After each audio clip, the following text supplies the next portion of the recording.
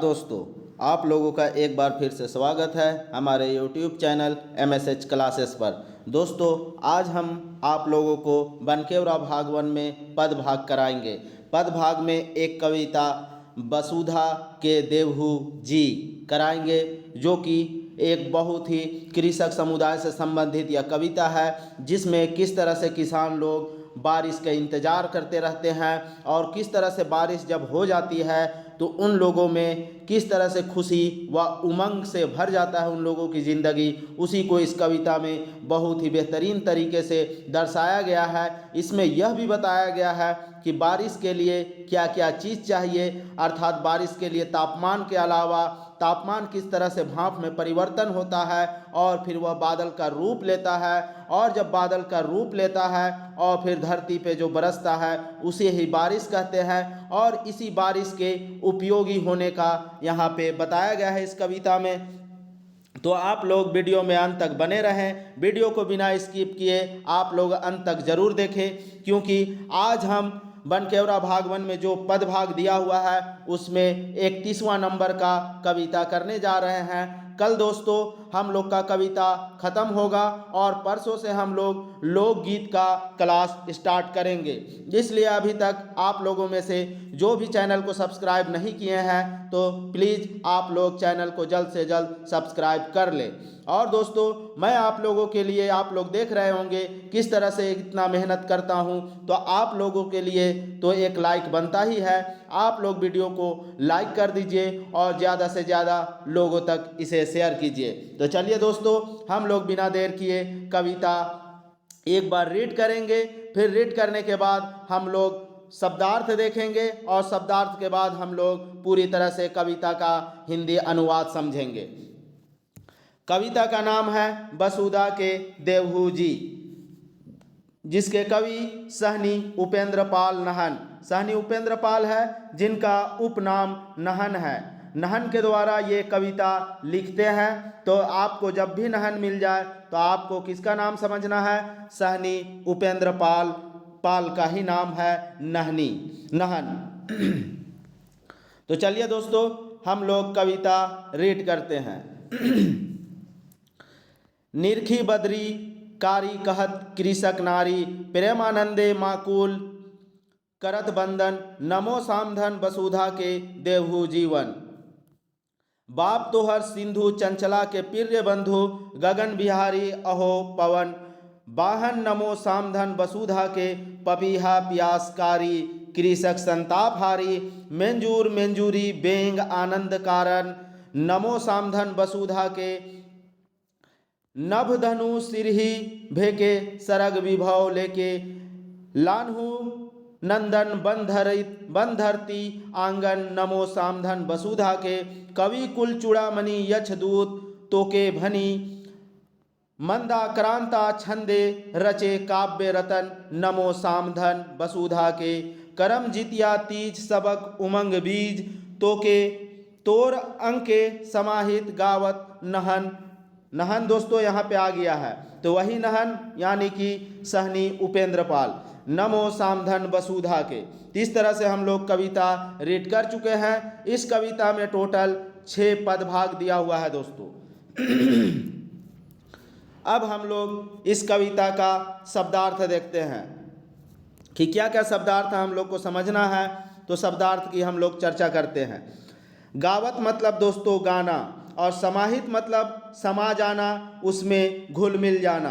और यहाँ पे दोस्तों वसुधा के अर्थात जो बेसुध हो चुका है, जो जीवन से आस छोड़ चुका है, उसके बारे में बात किया जा रहा है।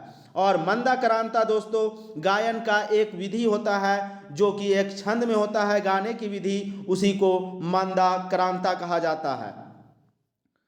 काव्य मतलब काव्य होता है। और यहाँ पे चूड़ामणि जो होता है दोस्तों, चूड़ामणि एक प्रकार का चूरन होता है या एक प्रकार का, उसको यहाँ पे दोस्तों यहाँ पे बात किया जा रहा है। तो यहाँ पे चूड़ामणि 2 तरीके का होता है, एक चूरन भी होता है चूड़ामणि, और एक प्रकार का कंगन भी होता है। तो यहाँ पे दोनों है दोस्तों। तो यहाँ पे अब हम लोग अनुवाद में देखेंगे कि यह किस रूप में उपयोग हुआ है। लानहू का अर्थ हुआ दोस्तों लाना, और धरती का धरती, आंगन का आंगन ही होता है आप लोगों को। अब यहाँ पे दोस्तों देखिए सीढ़ी है, सीढ़ी अर्थात सीढ़ी, और नभ मतलब दोस्तों नभ जो होता है वह आकाश को कहा जाता है। और यहाँ पे सरग दोस्तों अर्थात स्वर्ग, और विभव अर्थात खुशी। यहाँ पे मेंजूर और मेंजूरी अर्थात मोर और मोरनी। यहाँ पे बेंग अर्थात दोस्तों मेंढक। आनंद कारण, अच्छा आनंद करने का यहाँ पे बात हो रहा है। पपीहा प्यासकारी, पपीहा एक प्रकार का पक्षी होता है दोस्तों, उसी का नाम है पपीहा। अब यहाँ पे संताप, जो भी गर्मी से परेशान हो रहा है, कौन परेशान हो रहा है, तो किसान परेशान हो रहा है, गर्मी के उमस की बात किया गया है। संतापहारी, कृषक जो है संतापहारी, गर्मी के धूप और उमस से किसान हारने लगता है, तो इसी के लिए यहाँ पे संताप का मतलब होता है गर्मी या उमस। अगला देखते हैं, गगन मतलब दोस्तों आकाश होता है, पवन मतलब हवा होता है, आपको पता है, और वाहन मतलब दोस्तों बहना होता है, और चंचला का तो आप लोगों को पता है, और बाप का भी आप लोगों को पता है। तो यहाँ पे और वैसा कुछ नहीं है। प्रेमानंदे मतलब दोस्तों प्रेम और आनंद, आनंद के बारे में यहाँ पे बात किया जा रहा है, और यहाँ पे वैसा कुछ भी वर्ड नहीं है। बद्री अर्थात दोस्तों, बद्री अर्थात आकाश या बादल के बारे में कहा जा रहा है, और निरखी अर्थात जो बादल साफ रहता है, वैसे आकाश के बारे में बात हो रहा है। निरखी बद्री अर्थात जिसमें बादल नहीं हो, वैसे आकाश को कहा जा रहा है। बिना बादल वाली आकाश को निरखी बद्री कहा जा रहा है दोस्तों। ठीक है, अब हम लोग एक एक पद देखते हैं और फिर एक एक पद का हिंदी अनुवाद करते चलेंगे। पहला पद, निरखी बद्रीकारी कृषक कहत कृषक नारी, प्रेमानंदे माकुल करत बंदन, नमो सामधन वसुधा के देहु जीवन। तो दोस्तों इससे पहले हम लोग एक बार फिर से पीछे आते हैं। पीछे यहाँ पे वसुधा के देहु जी, देहु जी अर्थात देहु जीवन का बारे में बात हो रहा है। जो भी बेशुद्ध हो चुका है, जीवन से आस छोड़ चुका है, उसको नया जीवन देने की बात किया जा रहा है, उसी को बोला जा रहा है वसुधा के देहु जी। देहु जी अर्थात देहु नया जीवन, तो किसको, जो जीवन से आस छोड़ चुका है, अर्थात जो मरने के कागार पे पहुंच चुका है, उसको नई जीवन देने की बात कही गई है इस कविता में। तो इसी के बारे में अब हम लोग कविता का पहला पद भाग स्टार्ट करते हैं। पहला पद है, निरखी बद्रीकारी कहत कृषक नारी, प्रेमानंदे माकुल करत बंदन, नमो सामधन वसुधा के देहु जीवन। तो यहाँ पे दोस्तों वसुधा के देहु जीवन का बात हो रहा है। तो यहाँ पे क्या हो रहा है, अब हम लोग यहाँ से देखते हैं। निरखी बद्रीकारी कहत कृषक नारी, यहाँ पे पूरा कृषक समुदाय जो है उसको कृषक नारी की संज्ञा दी गई है। यहाँ कृषक नारी अर्थात सिर्फ नारी की बात नहीं हो रहा है दोस्तों, आप लोग ध्यान रखिएगा। यहाँ पे पूरा कृषक समुदाय को ही कृषक नारी कहा गया है। तो यहाँ पे उस कृषक नारी का बारे में क्या कहा गया है कि निरखी बद्रीकारी, जब बादल रहित आकाश हो जाता है तो वहाँ पे जो कृषक समुदाय होता है वह क्या करता है, वह बंदन करने लगता है, वंदना करने लगता है। किसका वंदना करने लगता है, पूरे शिद्दत से, पूरे मन के खुशी से क्या करता है, वंदना करता है। माकुल करत बंदन मतलब एकदम अपनी आत्मा से, एकदम आत्म दृष्टि के साथ वह वंदना करता है। किससे, ईश्वर से। ईश्वर से अर्थात कौन ईश्वर से, बारिश का देवता कौन है, तो हम लोग जानते हैं बारिश का देवता इंद्र भगवान को कहा जाता है। तो इंद्र भगवान से यहाँ वंदना करता है कौन, पूरा कृषक समुदाय। कि जल्द से जल्द आप क्या कीजिए कि जो निरखी बद्री है उसको बादल सहित बद्री बना दीजिए, और जल्द से जल्द क्या कीजिए, बारिश हम लोग को दे दीजिए, क्योंकि हम लोग इस संताप से परेशान हो गए हैं। तो आप जल्द से जल्द भगवान ऐसा कीजिए कि हम लोग को बारिश दे दीजिए। नमो सामधन वसुधा के देवहु जीवन। तभी तो जब आप बारिश कीजिएगा तभी तो इन बेसुध जीवों को क्या मिलेगा, नई जीवन मिलेगा। इस तरह से दोस्तों हम लोग पहला पद का अनुवाद देख चुके हैं। अब हम लोग इसे वाक्य में किस तरह से देखेंगे, थोड़ा लंबा है लेकिन आप लोग धीरज रखिए। आपका जैसे ही कविता का पाठ ये खत्म होगा आप लोगों को एक भी समस्या नहीं बचेगी, ऐसा MSH क्लासेस का वादा है। चलिए हिंदी में देखते हैं। यहाँ पूरे कृषक समुदाय को ही नारी की तरह कवि मानते हुए कहते हैं, जब आकाश में बादल छा जाती है तो कृषक समुदाय प्रेम व आनंद से लबरेज होकर इंद्र भगवान की वंदना करते हुए जल्द से जल्द बारिश होने की कामना करते हैं, जिससे इस धरती पर रहने वाले लोगों जीवों को नवजीवन मिल सके। ठीक है दोस्तों, यहाँ पे निरखी बदरी अर्थात जब बादल साफ रहता है तो वहीं पे वंदना करके वो लोग बोलते हैं कि जल्द से जल्द बादल ले आइए और हम लोग को बारिश दे दीजिए। ठीक है, यहाँ पे आप लोग कंफ्यूज नहीं होइएगा। अगला पद देखते हैं। दूसरा पद है, बाप तोहर सिंधु चंचला के प्रिय बंधु, गगन बिहारी अहो पवन वाहन, नमो सामधन वसुधा के। यहाँ पे कह रहा है दोस्तों, बाप तोहर सिंधु, जो बारिश है तो यहाँ बारिश को कहा जा रहा है कि जो तुम बारिश होते हो तो तुम्हारा जो बाप है अर्थात तुम्हारी जो उत्पत्ति हुई है वह किससे हुई है, तो समुद्र रूपी जो सिंधु नदी है उससे तुम्हारी उत्पत्ति हुई है, अर्थात समुद्र रूपी सिंधु नदी से तुम उत्पन्न हुए हो, इसलिए तुम्हारा बाप जो है वह सिंधु ही कहलाएगा। तो यहाँ पे सिंधु के बारे में, और जो सिंधु है क्या है कि सिंधु जो है वह चंचला के प्रिय बंधु, और सिंधु जो है वह हवा का प्रिय बंधु है, अर्थात हवा की गति के अनुसार ही वह क्या होगा, अपना रुख बदलेगा, अर्थात हवा के साथ ही वह वाष्प बन के ऊपर उड़ेगा। इसलिए यहाँ पे कहा गया है चंचला, यहाँ दोस्तों हवा को कहा गया है। आप बिल्कुल भी कंफ्यूज नहीं होइएगा, यहाँ चंचला हवा को कहा गया है और जो हवा है उसी का यह क्या है, प्रिय बंधु है, अर्थात उसका सगा है, अर्थात उसका दोस्त है। कहने का तात्पर्य ये हुआ कि सिंधु का जो पानी है वो हवा से ही क्या होता है, भाप, जब धूप पड़ता है और धूप पड़ने के बाद हवा से ही वह क्या होता है, भाप बन के ऊपर उड़ता है। गगन बिहारी अहो पवन वाहन, नमो सामधन हो। और जो गगन है अर्थात आकाश है उसमें यह क्या करता है, विहार करने लगता है। कौन विहार करने लगता है, तो यह जो पवन है वह विहार करने लगता है, अर्थात घूमने लगता है, अर्थात वाहन अर्थात बहने लगता है। यहाँ से उठ के तो सिंधु नदी से उठता है और हवा के साथ मिलके वह पूरी आकाश में घूमने लगता है, आकाश में विहार करने लगता है, सैर करने लगता है, आकाश में बहने लगता है और यही धीरे धीरे बादल का रूप ले लेता है और फिर धरती पे बारिश की बूंद की तरह यह फिर धरती में बरसती है। इसलिए सिंधु को बाप कहा गया है। क्यों, और जब धरती में बरसेगी तो क्या होगा, इससे नव जीवन मिलेगा। जो भी यहाँ के जीव जंतु हैं उनको नया जीवन मिलेगा। चलिए इसको हिंदी वाक्य में देखते हैं।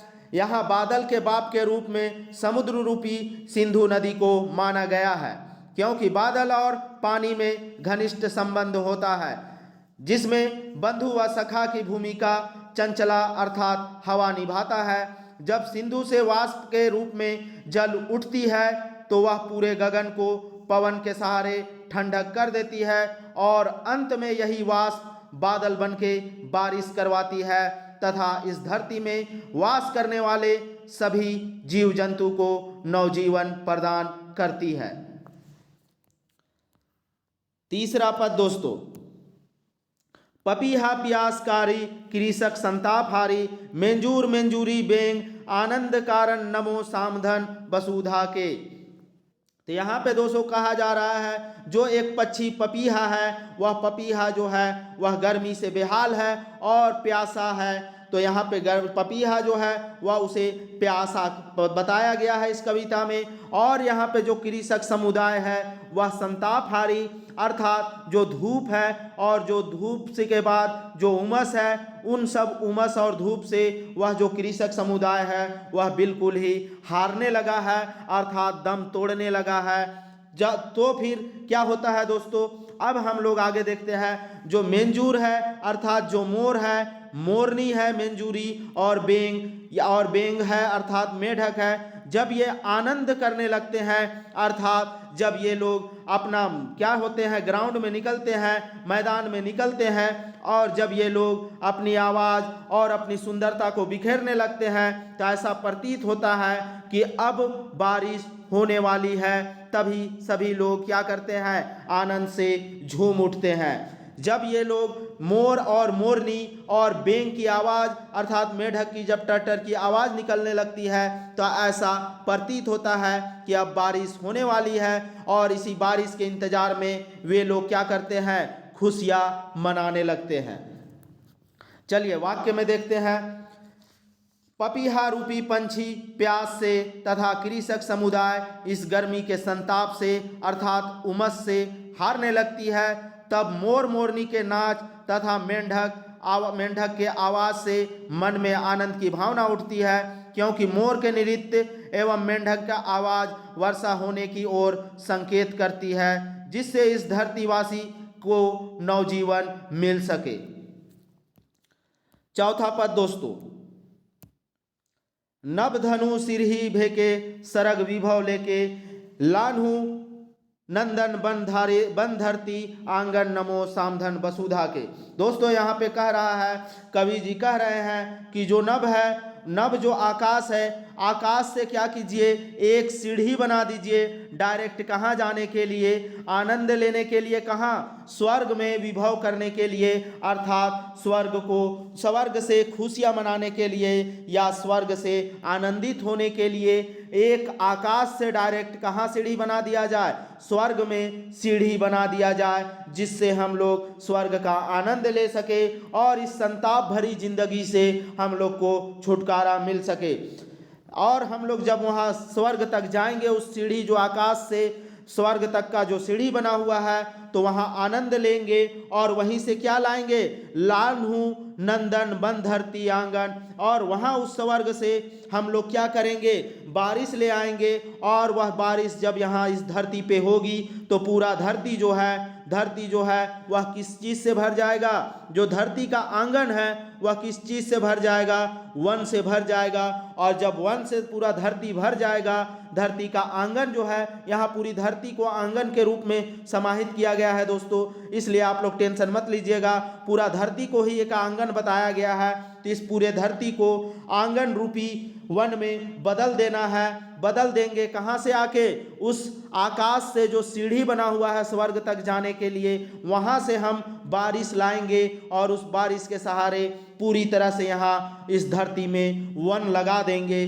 जिससे यहाँ पे रहने वाले जीवों को और जंतुओं को और पशुओं को, पक्षियों को, इन सबों को नया जीवन मिल सके। चलिए इसको हिंदी में देखते हैं। आकाश में जब बादलों के सहारे धुआंधार बारिश होती है, ठीक है दोस्तों, धुआंधार बारिश कैसे होगी, तो यहाँ पे जब आकाश से एक सीढ़ी बना दिया जाएगा स्वर्ग तक जाने के लिए, और जब स्वर्ग से ये कामना लेके हम लोग आएंगे, तभी यहाँ पे क्या होगा, एक धुआंधार बारिश होगा, और वह बारिश से पूरी धरती अपनी प्यास से विभोर अर्थात प्यास मिटने से झूम उठेगा।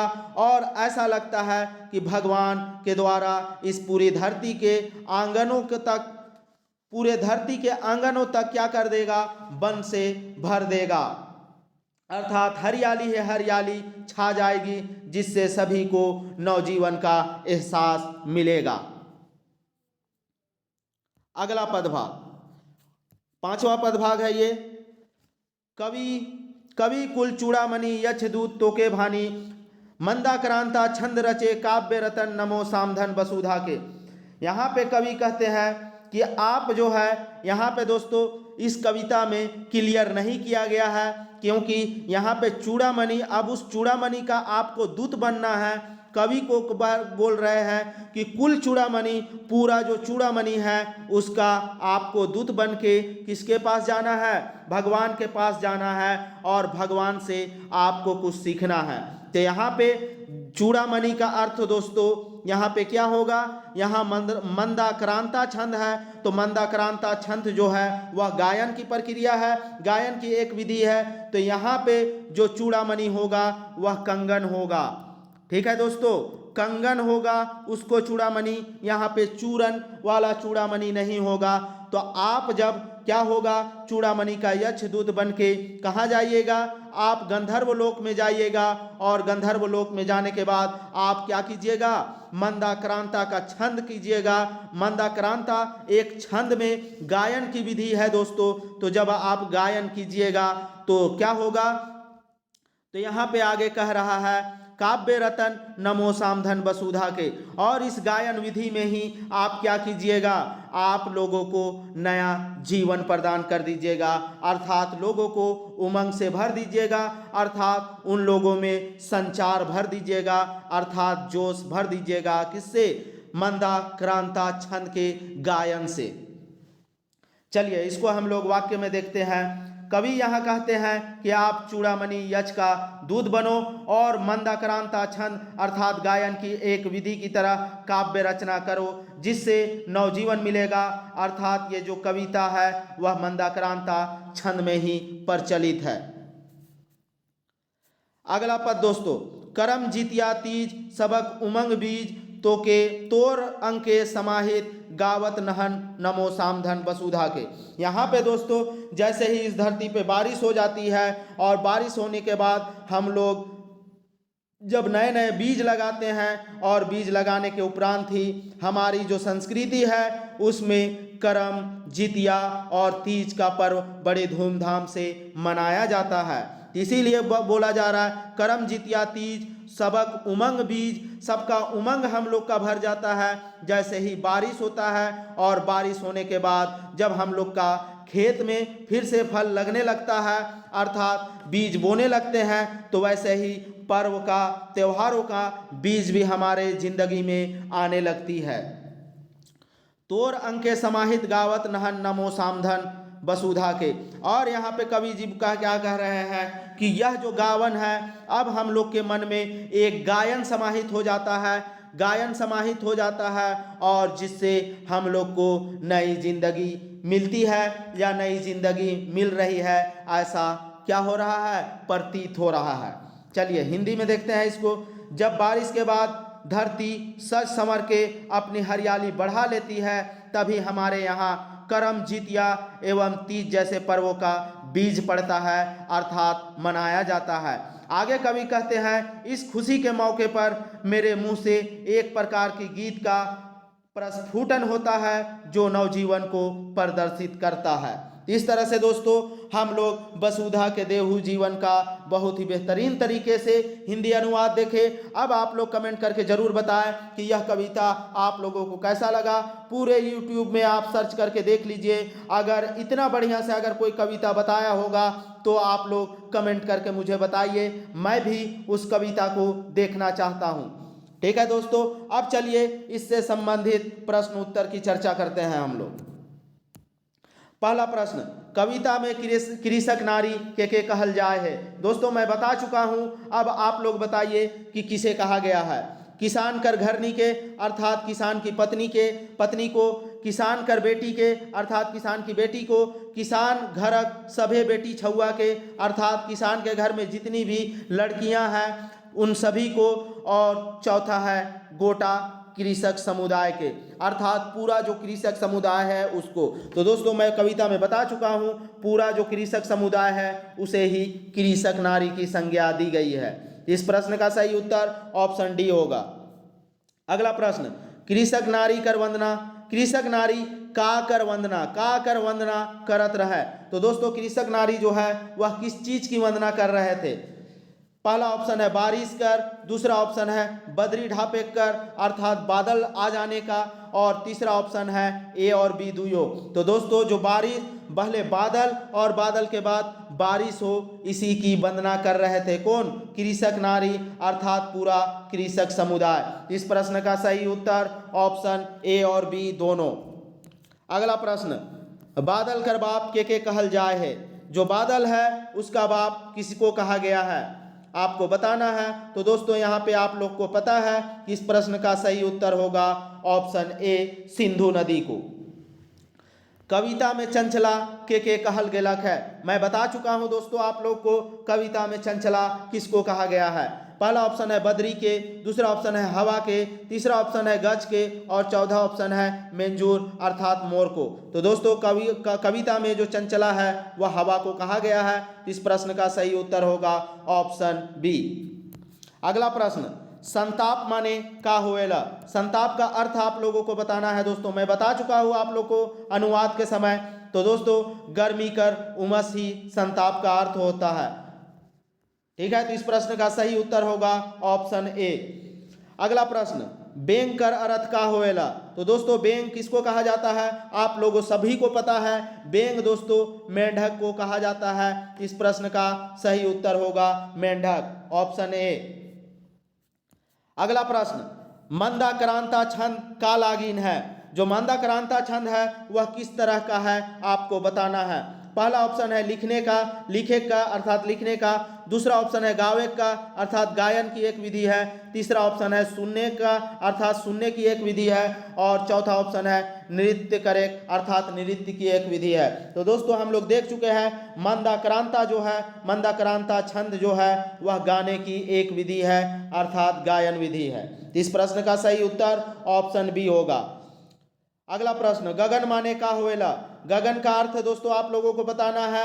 गगन का अर्थ दोस्तों आप लोग जो हिंदी इंग्लिश जो क्वालिफाइंग नेचर का है उसमें भी पर्यायवाची शब्द आपसे पूछा जाएगा। तो यहाँ पे आपका हिंदी में भी वो काम आएगा। तो गगन का अर्थ दोस्तों आकाश होता है। आकाश का पर्यायवाची गगन भी होता है। इस प्रश्न का सही उत्तर होगा ऑप्शन बी। अगला प्रश्न, धरती कर अंगना में का लाने की बात हुई है। जो धरती का आंगन है उसमें क्या लाने की बात हुई है स्वर्ग से। तो बताइए दोस्तों क्या आने की बात हुई थी। पहला ऑप्शन है वन, दूसरा है अखरा, तीसरा है आकाश और चौथा है मेंजूर। तो दोस्तों बारिश लाने की और बारिश के साथ साथ वहाँ पे वन लाने की बात हुई थी। तो यहाँ पे बारिश नहीं है। अगर बारिश होती तो बारिश को भी हम लोग नहीं ले सकते हैं। बारिश के उपरांत वन लाने की बात हुई थी। तो इसलिए इस प्रश्न का सही उत्तर जो होगा ऑप्शन ए वन होगा। अगला प्रश्न, कौन पर्व उमंग कर बीज लागिन है। कौन सा पर्व जो है वह उमंग के बीज के जैसा है। पहला ऑप्शन है करम, दूसरा ऑप्शन है जितिया, तीसरा ऑप्शन है तीज और चौथा ऑप्शन है सौ। तो दोस्तों ये तीनों पर्व जो है वह उमंग के बीज के जैसा है। अगला प्रश्न, जितिया पर्व कौन मने करैना। तो जितिया पर्व जो है दोस्तों वह कौन लोग करता है, किनके द्वारा जितिया पर्व मनाया जाता है। यह आपका झारखंड का जो पेपर है उसमें झारखंड में भी यह काम आएगा दोस्तों। इसलिए आप लोग ध्यान से वीडियो में बने रहिए, नहीं तो आप लोग से गलत हो सकता है जीएस पेपर में झारखंड से। तो जितिया कौन लोग मनाता है। पहला ऑप्शन है मर्द मन अर्थात लड़का लोग अर्थात मर्द लोग। दूसरा ऑप्शन है कुंवारी छोड़ी मन अर्थात कुंवारी जो लड़कियां होती है वे लोग। तीसरा माय मन अर्थात जो माँ बन चुकी है वे औरतें। और चौथा ऑप्शन है बेटा मन। तो दोस्तों जितिया माँ लोग मनाती है किसके लिए, बेटा की उन लंबी उम्र के लिए। इस प्रश्न का सही उत्तर होगा ऑप्शन सी। अगला प्रश्न, तीज पर्व कौन मन मनाए ना। तो दोस्तों तीज पर्व कौन लोग मनाता है इसके बारे में आप लोगों को बताना है। पहला ऑप्शन है छोड़ी मन अर्थात लड़की लोग, दूसरा ऑप्शन है छोड़ा मन अर्थात लड़का लोग, तीसरा ऑप्शन है मर्द मन अर्थात मर्द लोग और चौथा ऑप्शन है औरत मन अर्थात और औरतें सब। तो दोस्तों इसको हम बता देते हैं कि यह और लड़कियों के द्वारा तीज पर्व मनाया जाता है। कुंवारी लड़कियों के द्वारा तीज पर्व मनाया जाता है दोस्तों, इसे आप लोग याद रखिएगा। अब यहाँ पे आप लोग कमेंट करके जरूर बताएं कि तीज पर्व जो है वह क्यों मनाया जाता है। इस प्रश्न का उत्तर आप लोग कमेंट करके बताइएगा। तीज पर्व क्यों मनाया जाता है, इस प्रश्न का उत्तर आप लोग कमेंट करके बताइएगा। तभी हम जानेंगे कि आप लोग वीडियो सीरियसली देख रहे हैं। चलिए अगला प्रश्न, वसुधा के देवहू जी कविता का रचनाकार कौन है? क्या वसुधा के देवहू जी कविता का रचनाकार का नाम बताना है दोस्तों। तो आप लोगों को पता है सहनी उपेंद्र पाल नहन के द्वारा यह कविता लिखी गई है, जो कि एक बेहतरीन कविता है। इसमें किस तरह से किसान मजबूर होता है और किसानों के बीच क्या समस्याएं होती है, क्योंकि भारतीय कृषि जो है वह मानसून पे आधारित होती है और मानसून नहीं आने से किस तरह से कृषक समुदाय पूरी तरह से टूट चुकता है। तो उसी टूटा हुआ स्थिति को इस कविता के माध्यम से कवि जी दिखाने का प्रयास किए हैं। इस प्रश्न का सही उत्तर दोस्तों ऑप्शन ए। अगला प्रश्न, कविता में कौन प्यासल आहे? कविता में जो है वह कौन प्यासा रहता है, आपको बताना है। तो दोस्तों पहला ऑप्शन है बेंग, दूसरा ऑप्शन है मेंजूर अर्थात मोर, और तीसरा ऑप्शन है पपीहा, और चौथा है मनुख अर्थात मनुष्य। तो दोस्तों यहाँ पे कौन प्यासल रहता है, कौन प्यासा रहता है? तो पपीहा जो पंछी होती है वह प्यासा बताया गया है इस कविता में। इस प्रश्न का सही उत्तर ऑप्शन सी।